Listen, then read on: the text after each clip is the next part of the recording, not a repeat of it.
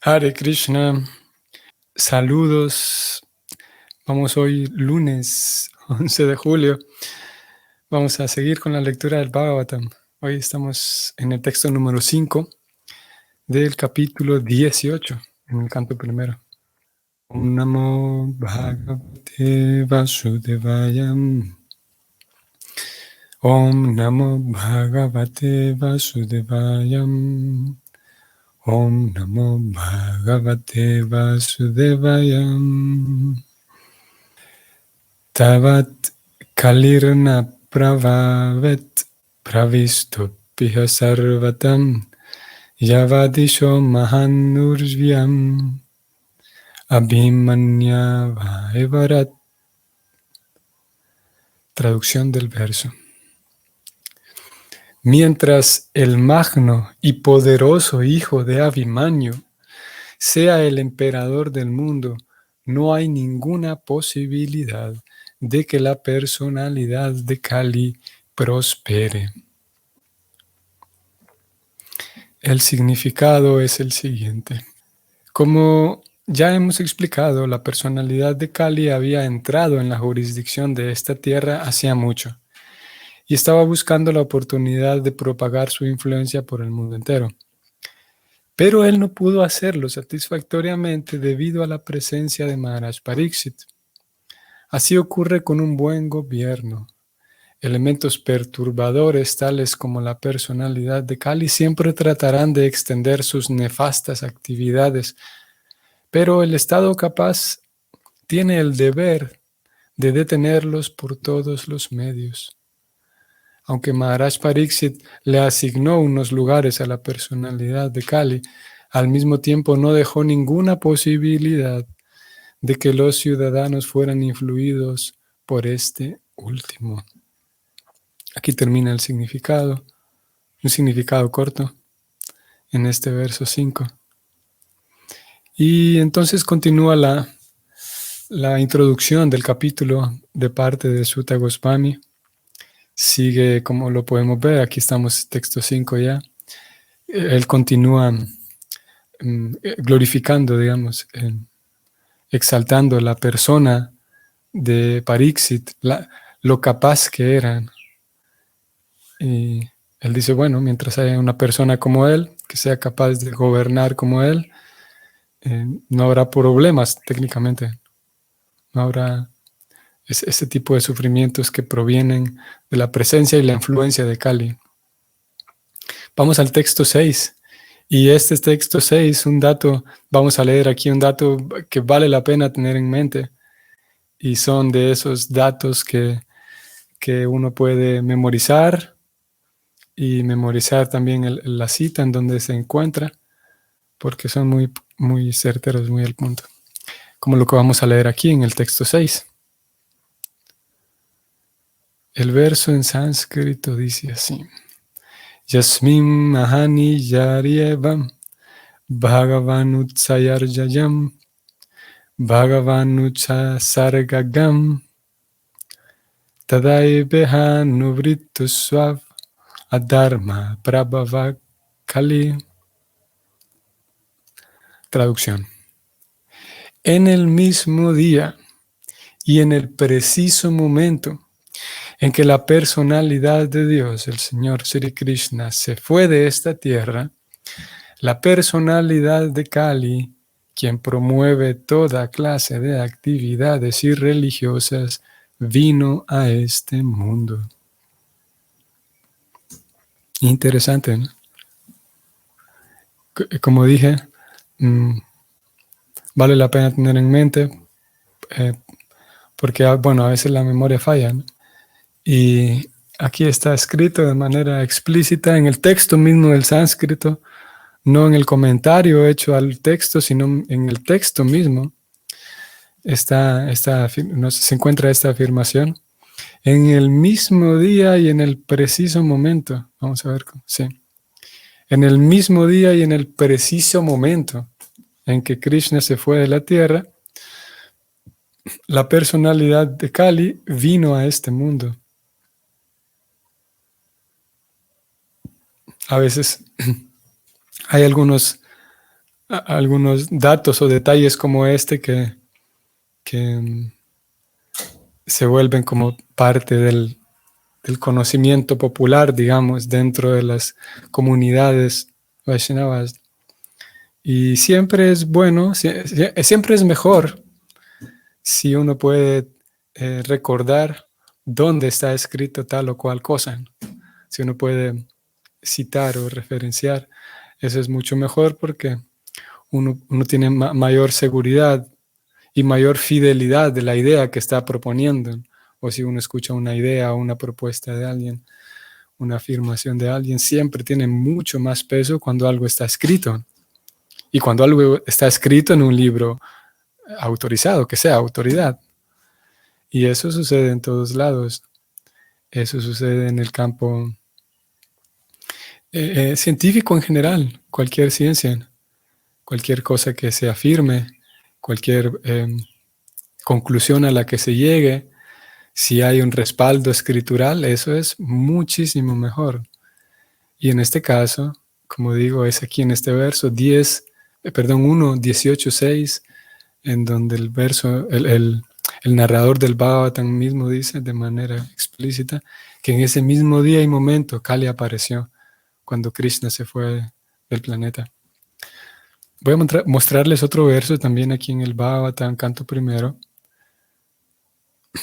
Este es en el capítulo 3, el último verso del capítulo 3, 43 y 44, que son penúltimo y último verso en el capítulo 3.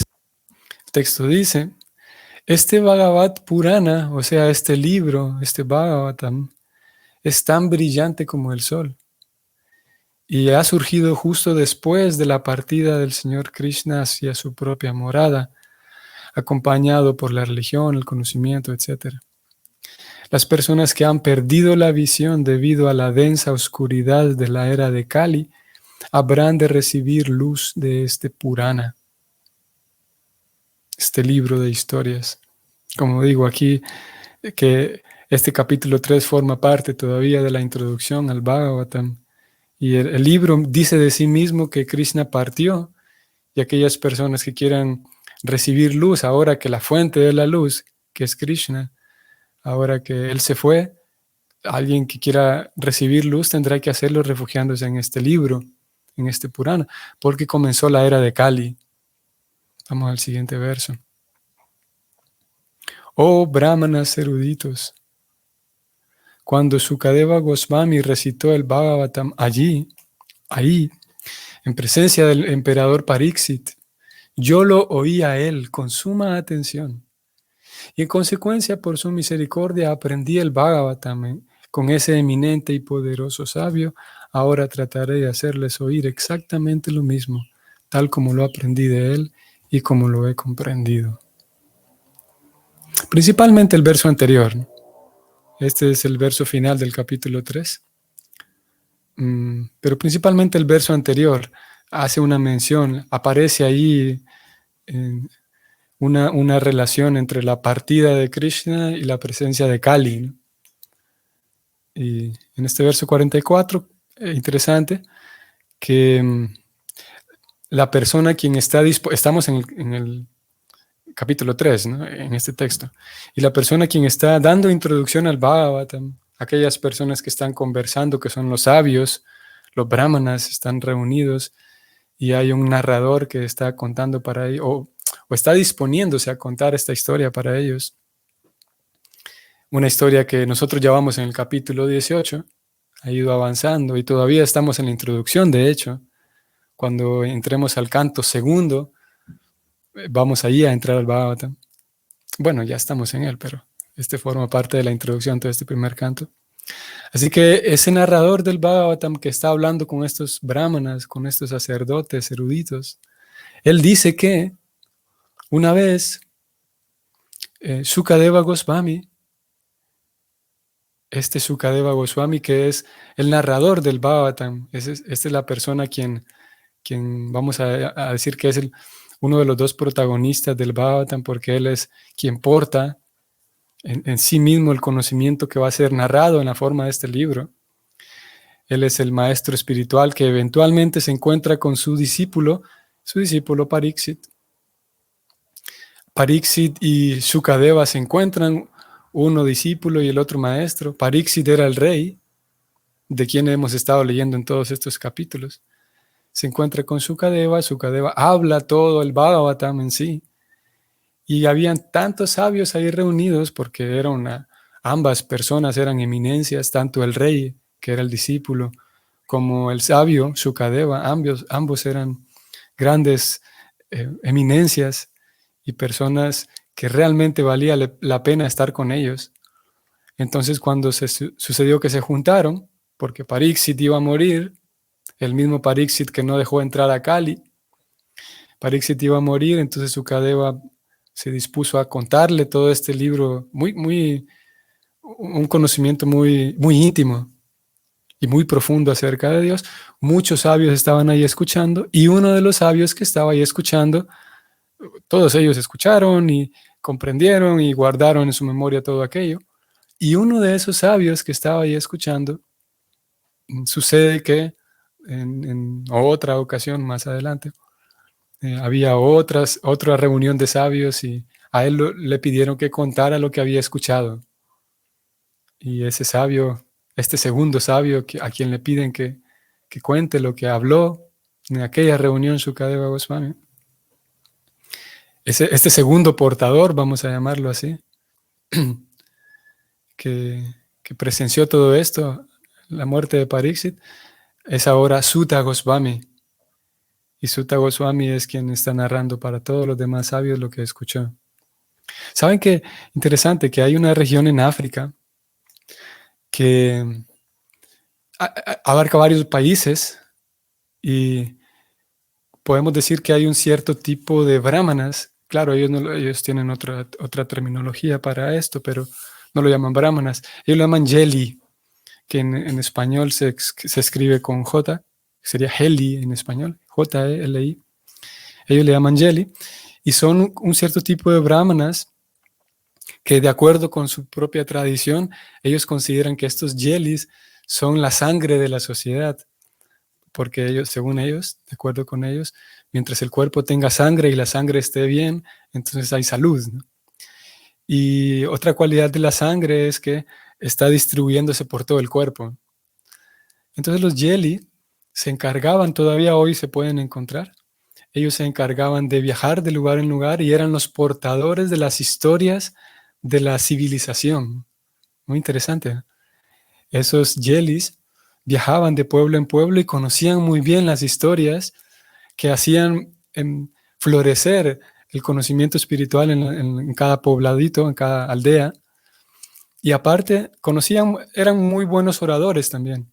Entonces eran capaces de componer poesía, de hablar. En ocasiones sucedía que hablaban o hablan todavía de problemáticas sociales, porque tienen una facilidad de palabra muy buena.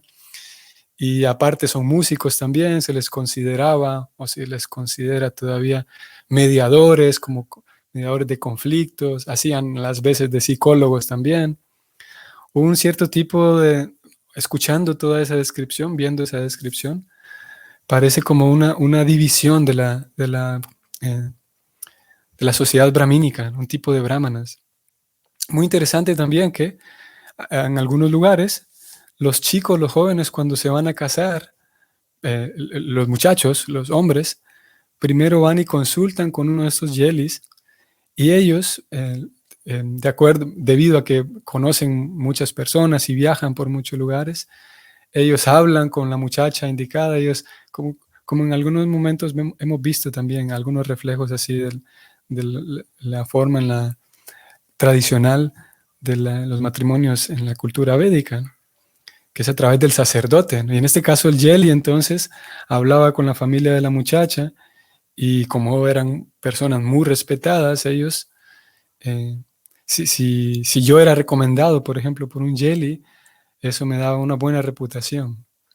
Entonces vemos incluso cómo en África hay un reflejo y posiblemente sentándonos a estudiar muy a profundidad todo este sistema, nos daríamos cuenta de que hay muchos otros elementos similares que se compartían con con algunos roles que describen la cultura brahmínica o que describe la literatura Vaishnava acerca de los brahmanas. Esos brahmanas que eran los portadores del conocimiento.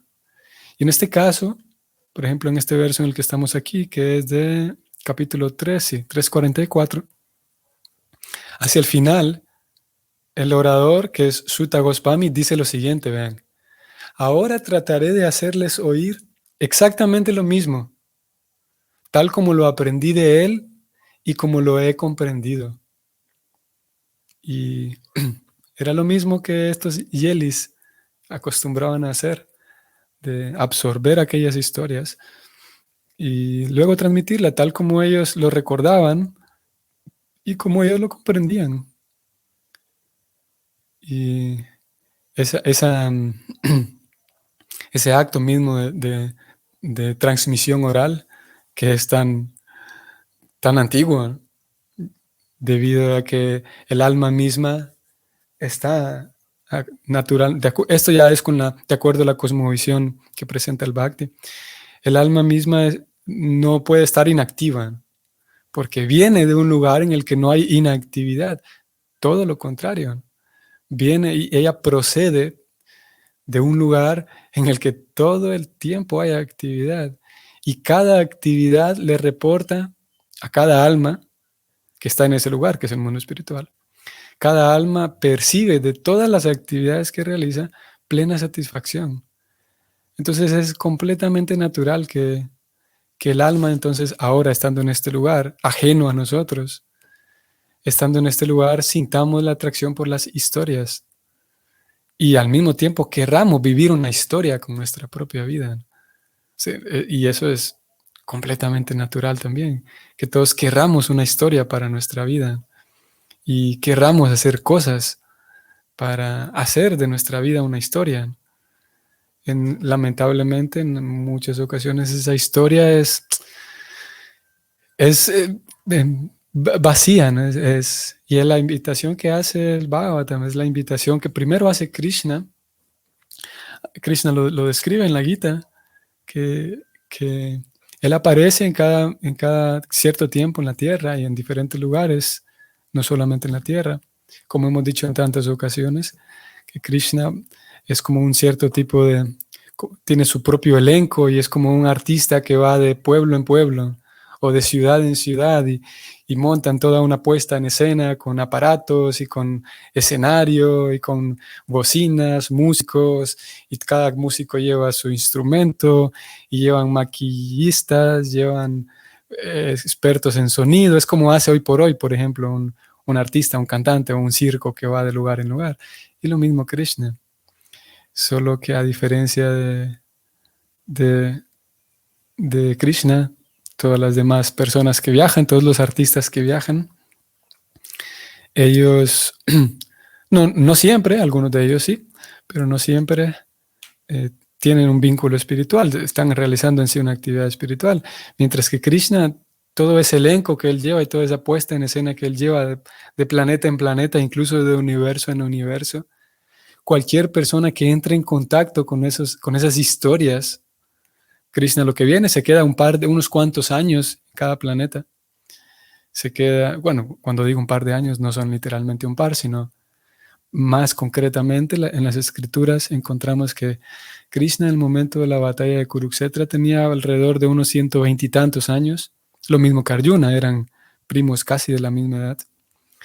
Y sí, Krishna, de acuerdo con las escrituras, se quedó en el planeta unos 125, 128, según algunos otros cálculos. Fue el tiempo que se quedó aquí. Entonces, él aparece para llevar a cabo algunas actividades y afortunadamente, y no afortunadamente al azar, sino gracias al mismo plan de Krishna, cuando él aparece, él trae todo su elenco y parte de todo ese elenco, que son muchas personas, parte de ese elenco son encarnaciones de él mismo. En algunos casos trae a personas consigo mismo, como el caso de los Pándavas y otras almas que las trae él consigo mismo. Y hay otras ocasiones en donde él mismo saca de sí mismo una persona, que es él mismo, para que juegue otro papel. Y en el caso de las escrituras, en el caso del el escritor de todas estas historias, de acuerdo con los libros mismos, con todas las escrituras Vaishnavas, es una encarnación de Krishna quien se encarga de documentar toda aquella participación de Krishna en el planeta. Es como sí, ¿cómo sería? Un documentador, que en este caso es Vyasadeva, el escritor de todas estas narraciones, todas estas historias. Y todas esas historias tienen dos propósitos, que en fin de cuentas es uno solo, pero podemos hablar de dos para hacer una diferenciación. Primero es la compasión de Krishna para con nosotros que estamos en este lugar, o cualquier persona que esté en el mundo material, olvidada de su propia relación con Dios. Krishna, entonces, movido por la compasión, aparece en cada planeta para recordarnos que existe un lugar en donde, como ya dijimos, en donde todo el tiempo hay actividades y cada actividad es completamente placentera, que es nuestra propia casa, es volver a casa. Todos somos hijos de Dios y volver con nuestro Padre. Esa es la meta de la vida. Entonces Krishna aparece para que un observador de todas aquellas historias, ya sea que alguien lo observe de manera directa, en vivo y a todo color, cuando Krishna apareció, o ya sea que alguien simplemente escuche aquellos relatos. En ambos casos, de acuerdo con toda esta teología, en ambos casos hay la misma potencia, ya sea presenciar las actividades de Krishna o escucharlas a través de las narraciones de las escrituras. De acuerdo con esta teología, Dios es tan potente que ambas cosas tienen la misma potencia.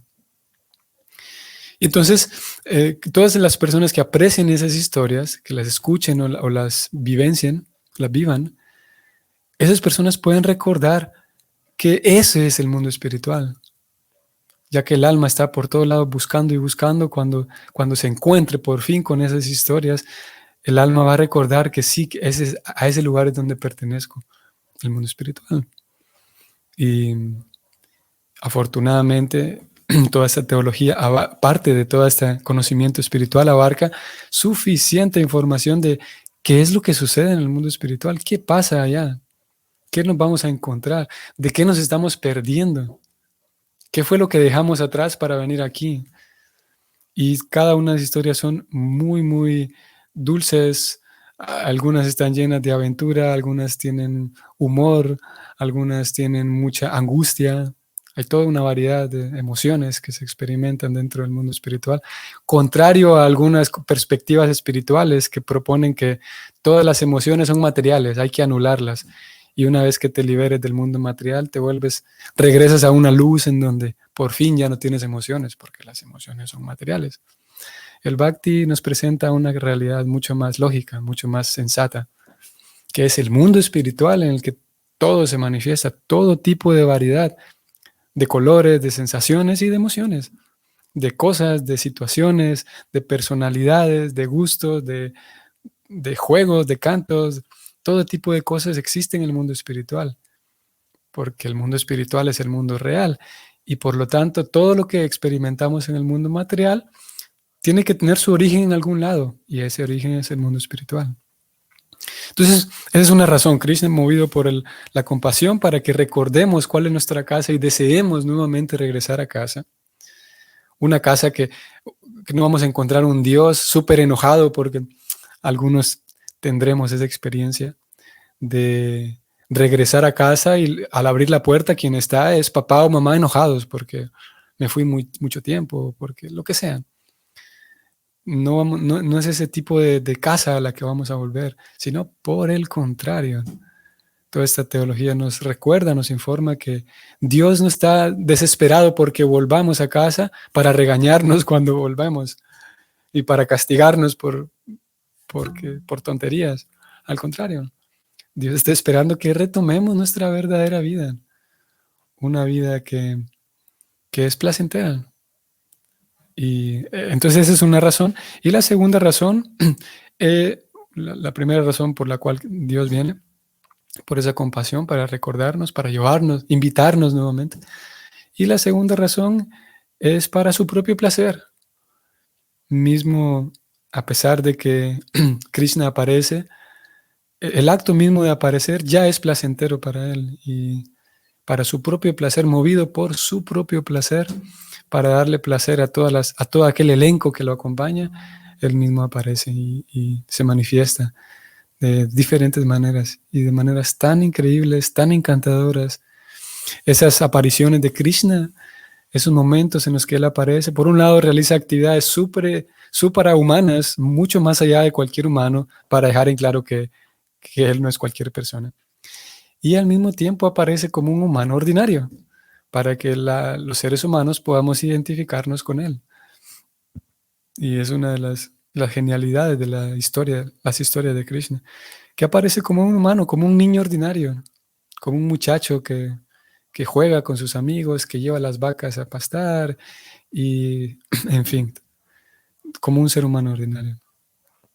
Entonces esas historias han sido mantenidas de generación tras generación, afortunadamente por el mismo plan y el mismo diseño de Krishna.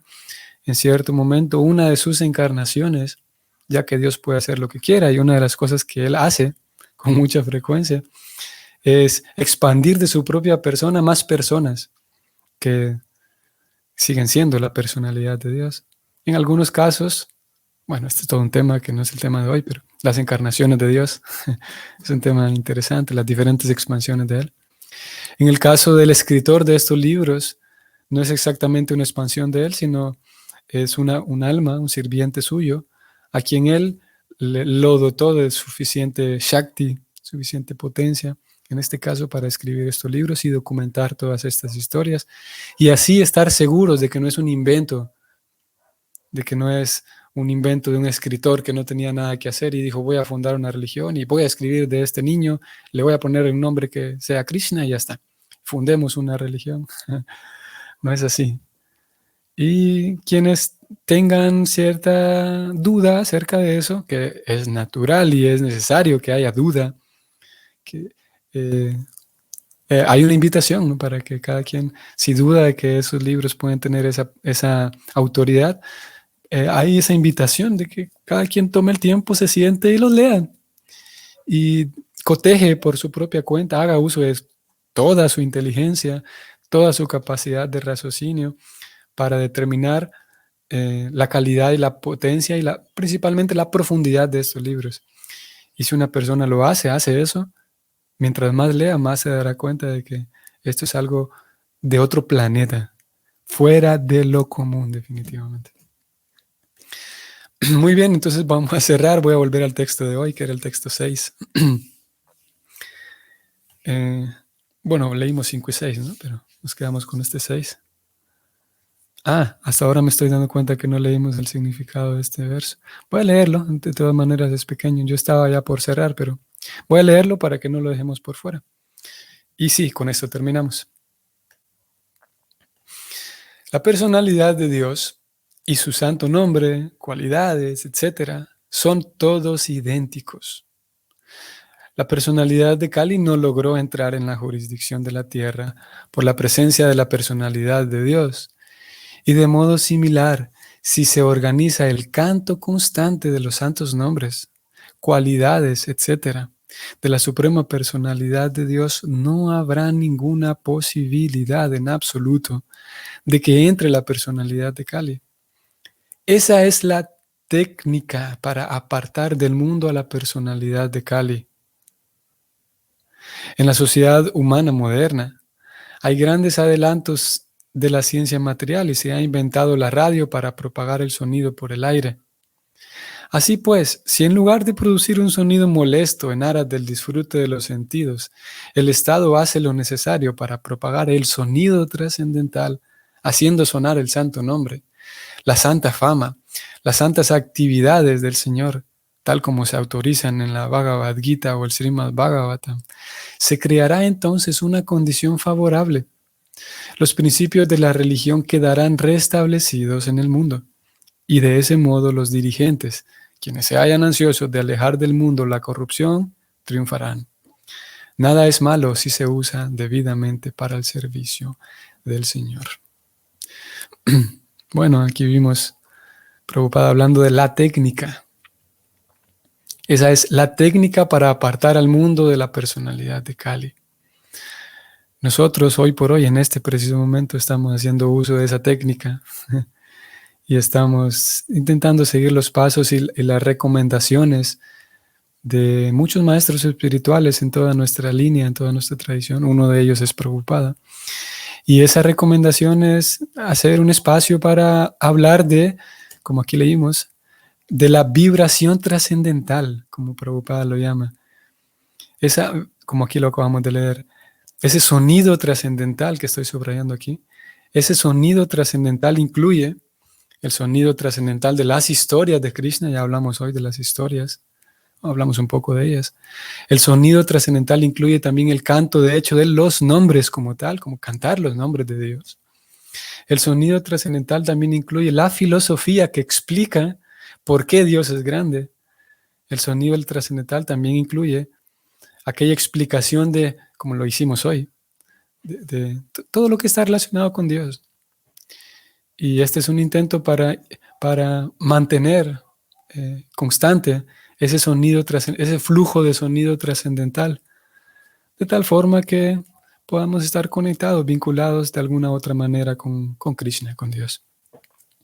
Y al ser un pequeño esfuerzo, y hacer dosis pequeñas, digamos, de media hora por día, entonces podemos en un grado menor al menos mantener, como aquí dice Prabhupada, estoy subrayándolo, mantener apartada la personalidad de Kali de nuestra vida. Ese es un pequeño intento, como digo. A algunos nos funciona.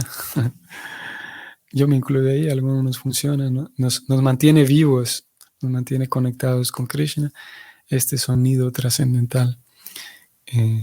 Y bueno, hoy sí nos detenemos aquí. Queridos amigos y Vaishnavas, saludos a ustedes. Bueno, que tengan un bonito inicio de semana. Hoy estamos en lunes 11. Y si el Señor lo permite, nos vemos mañana. Hare Krishna.